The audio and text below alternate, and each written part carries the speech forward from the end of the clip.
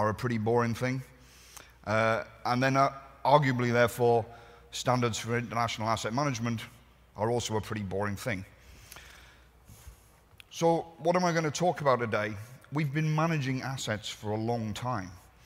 You guys know all about managing assets. You've done it for a long time. You've done it in lots of different industries. I work with organizations from all around the world in lots of different industries who are good at managing assets.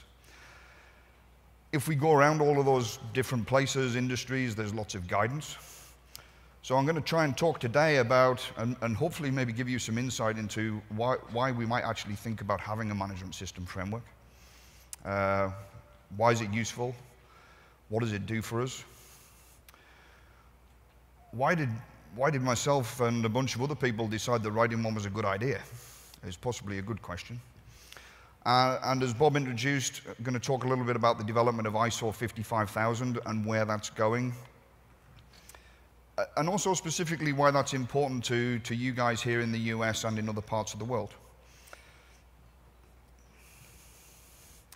So let's start with some of those subjects. We have been managing assets for a long time. There is a wealth of guidance documentation out there. In the US, you kind of have a variety of sector-specific guidelines. The one I'm familiar with is the AASHTO Transportation Asset Management Guide, but there's lots of others in other industries.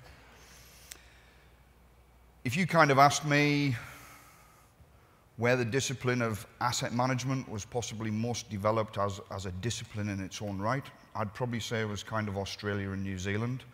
They've been using the phrase asset management for quite a long time.